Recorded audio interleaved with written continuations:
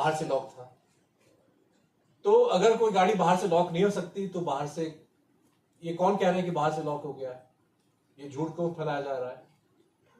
दूसरी बात, मैं आज तक, और मैं बारीकी से उस गोधरा फायर कांड में गया हूं एज ए रिपोर्टर, और मैं आज भी कह सकता हूं कि आग कैसे लगी, कैसे फैली, in terms of the science of it, the mechanics of it, आज भी ये मिस्ट्री है। क्योंकि पुलिस के मुताबिक वेस्टिब्यूल को काट के, मतलब कि ट्रेन जो है वो ट्रैक्स पे रुकी हुई थी, और जो कंस्पिरेटर्स थे उन्होंने वेस्टिब्यूल जो एक बोगी को दूसरे बोगी से जोड़ता है, रबर का बना हुआ होता है, तो पुलिस का कहना है कि वो वेस्टिब्यूल को काट के 6-7 लोग घुसे, उनके हाथों में पेट्रोल के कनस्तर थे, और पेट्रोल के कनस्तर को उन्होंने ऐसे फेंका जमीन पे, और फिर उसको सेट फायर किया। तो सुनने के लिए तो अच्छी कहानी है, लेकिन as a journalist I asked myself, अच्छा जब ये सब हो रहा था तो S6 गाड़ी में कितने लोग मौजूद थे? 59 लोग मरे, लेकिन बोगी के अंदर 150 से ऊपर लोग थे। गाड़ी चकाचक थी, क्योंकि बगैर रिजर्वेशन के लोग चढ़ गए थे उस पर। अब 72 सीटों वाली बोगी में अगर 150 लोग मौजूद हैं, तो आप खुद समझिए कि जो ऑयल फेंका जा रहा है वो कैसे इतनी तेजी से जमीन पे स्प्रेड हो सकता है।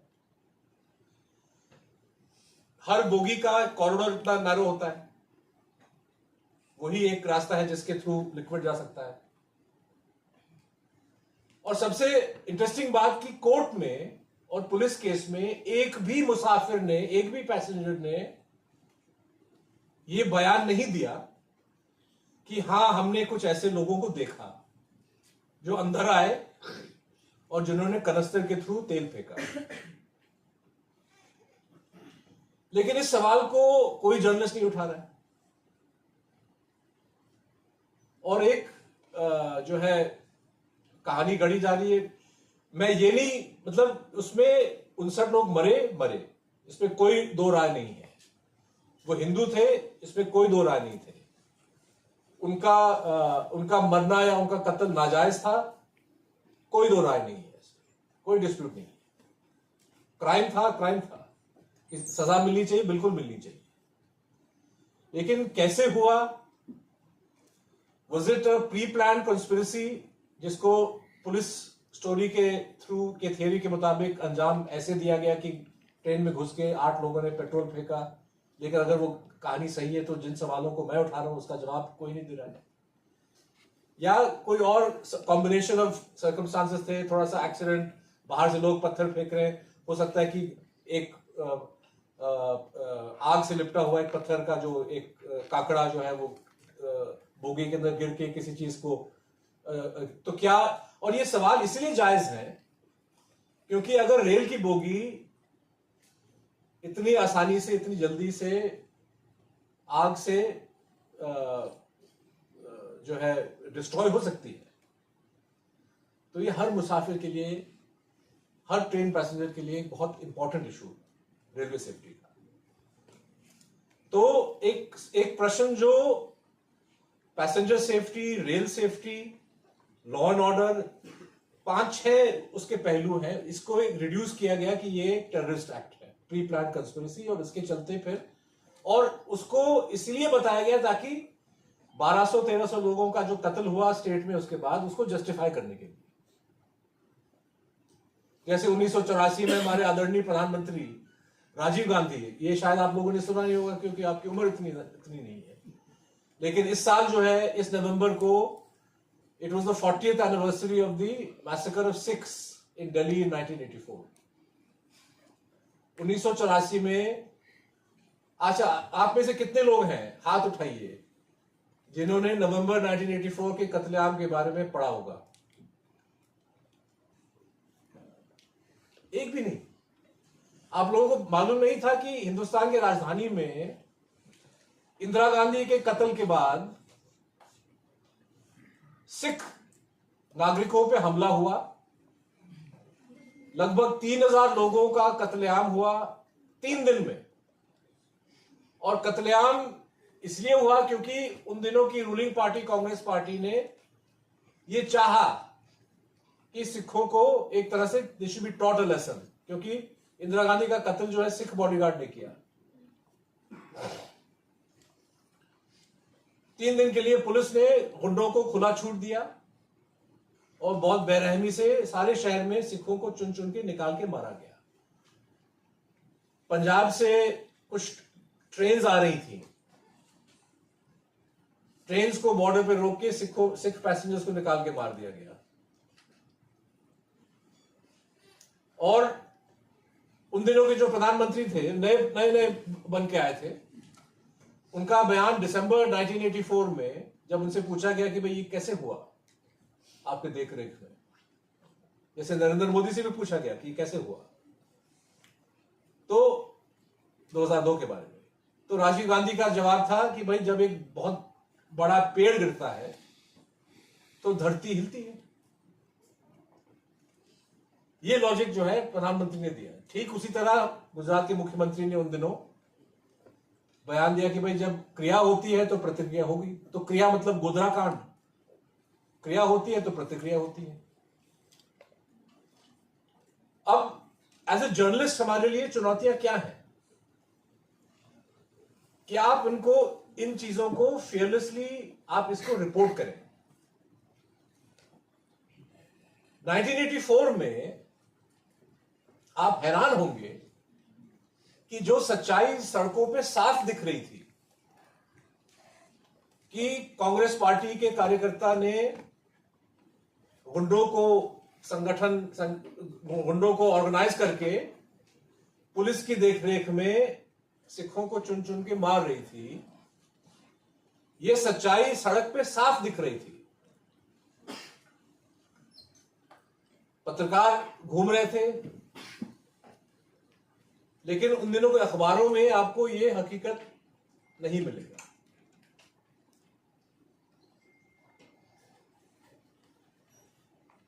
ट्रेन से जो पैसेंजर्स को उतारा गया और उनका कत्ल किया गया, यह बात आई अखबार में कि train passengers coming from Punjab were taken of the train and killed. अगर आप हिंदू हैं दिल्ली में और आपने ये पढ़ लिया कि पंजाब से गाड़ी आ रही है, उसमें मुसाफिर को धर्म के बेसिस पे निकाल के मारा गया, आप क्या समझोगे? आप समझोगे कि भाई हिंदुओं को निकाल के कोई मार रहा है। पंजाब का जिक्र आ गया उसमें, पंजाब से आपके दिमाग में आ गया कि भाई सिखों का वहां सिख रहते हैं। हकीकत ये था कि भाई सिख पैसेंजर को गुंडे निकाल के मार रहे थे, लेकिन क्योंकि अखबारों में ऐसी रिपोर्टिंग नहीं आई, अखबारों में आया कि भाई एक वर्ग एक समुदाय विशेष के लोगों को मारा गया। इससे किसी पाठक को क्या पता चलेगा? इससे भय पैदा होगा, इससे भ्रम पैदा होगा, संदेह पैदा होगा। तो as a reporter, as a editor, these are all question that you have to think about. हाल ही में केसेस चल रहे हैं इंडिया में, बहुत सारे केसेस आपने पढ़ा होगा 7-8 महीने पहले, जहां पे एक आदमी ने अपने गर्लफ्रेंड का कत्ल किया और फिर शरीर के अलग अलग अंग करके सूटकेस में डाल के किसी जंगल में फेंक दिया। ठीक है, अच्छा, अब अखबार अगर आप देखेंगे, एक साल से अगर आप पढ़ रहे हैं, तो हिंदुस्तान में ऐसे अनफॉर्चुनेटली 20-25 ऐसे केस होते हैं। लेकिन सिर्फ और सिर्फ इसी केस में कातिल का नाम हेडलाइन में दिया जाता है। क्यों? ज्यादा हाईलाइटेड रहता है। क्योंकि वो कातिल जो है, इट हैपेंड, इत्तेफाक से इस केस में कातिल जो है मुसलमान था, प्रेमिका या जिसको मारा उसने वो हिंदू लड़की थी।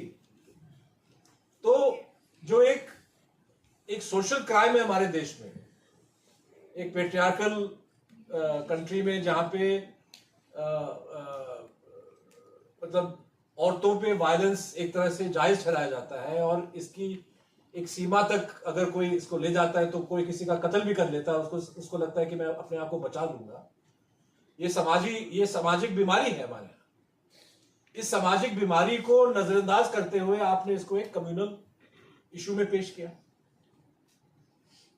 शायद उस लड़के का नाम था अफजल, मैं भूल गया हूं, आफ्ताब। देखो अभी तक आपको याद है, अभी तक आप लोगों को याद है, जबकि हिंदुस्तान में पिछले 1 साल में 20,000 मर्डर हुए होंगे। शायद एक भी मर्डर का नाम हमको याद नहीं है, लेकिन इसका नाम हमको याद है क्योंकि मीडिया ने खूब इसको उछाला, सिर्फ और सिर्फ इसीलिए क्योंकि उन्होंने पाठकों के मन में और दर्शकों के मन में ये चीज गाड़ने की कोशिश की कि भाई एक मसद देखो कितना खराब। और इससे मतलब इनका यही था कि भाई आफ्ताब को मिसाल बना के आपने पूरे मुस्लिम कम्युनिटी को बदनाम करना है, इरादा आपका ये है। और ज्यादा सोचने समझने की जरूरत नहीं है कि ये इरादा जो है किस सियासी सोच से आ रहा है, किस पॉलिटिकल थिंकिंग के बेसिस पे आपने ये इस इरादे को अंजाम या इसको प्रमोट किया। लेकिन हमारे चैनल जो हैं इस चीज को खूब इसकी रिपोर्टिंग होती है। जब राम जन्मभूमि बाबरी मस्जिद वाला केस है, जब जजमेंट आया, अब ये केस है जो कई सालों से अदालत में था। 1992 में एक इमारत जो मस्जिद थी उसको एक इलीगल तरीके से डिमोलिश किया गया, तोड़ा गया, और फिर वो कचहरी में बात, एक क्रिमिनल केस लगा, एक सिविल केस था। मैं केस की बारीकियों में नहीं जा रहा हूं, वो एक अलग विषय हो सकता है, लेकिन as a reporter, as an editor, जिस दिन वर्डिक्ट आता है आपको ऑब्जेक्टिवली इस चीज को एनालाइज करना वो आपका फर्ज बनता है। उस दिन आप पत्रकार हैं, आप हिंदू नहीं हो, आप मुसलमान नहीं हो, आप राम भक्त नहीं हो, आप कृष्ण भक्त नहीं हो, लेकिन हमारे सारे चैनल जो हैं उनको लगा कि ये मतलब उन्होंने इस केस को ऐसे रिपोर्ट किया, ऐसे इसकी कवरेज थी, और आज भी जो अलग अलग हिंदुस्तान के हर कोने में अब प्लेसेस ऑफ वर्शिप अब एक डिस्प्यूट का जरिया बन गया है कि कहीं किसी भी मस्जिद पे आप कह रहे कि यहाँ हमको अवशेष मिल रहा है शिव जी के, हनुमान जी के, यहाँ खुदाई होनी चाहिए। परसों एक टाइम्स ऑफ इंडिया में एक बहुत मजेदार कार्टून छपा कि 2 औरतें बात कर रही हैं आपस में, और एक औरत कह रही दूसरी से कि हाँ इतनी महंगाई है, बेरोजगारी है, क्या किया जाए। तो दूसरी औरत कहती है मेरे पति को इस चीज का सोल्यूशन निकालने के लिए जिम्मेदारी दी गई है। तो पहली महिला कहते क्या इज ही इकोनॉमिस्ट? तो वो जवाब देते नहीं, ही इज आर्कियोलॉजिस्ट। मतलब कि आप खुदाई शुरू करो, डिस्प्यूट पैदा करो, तो फिर बेरोजगारी का सवाल जो है वो लोग भूल जाएंगे, महंगाई के जो मसाइल हैं लोग भूल जाएंगे, सोल्यूशन इसी में। और अनफॉर्चुनेटली हमारे जो चैनल हैं पूरी तरह से इसमें इन्वॉल्व है। एक और मतलब इसमें मिसाल पे मिसाल आदमी दे सकता है। मैं एकदम रिसेंट, और मैं पर्सपेक्टिव की बात, मतलब कि देखिए फैक्ट्स जब आप रिपोर्ट करते हो उसके साथ जो पर्सपेक्टिव है वो एक नजरिया बहुत जरूरी होता है।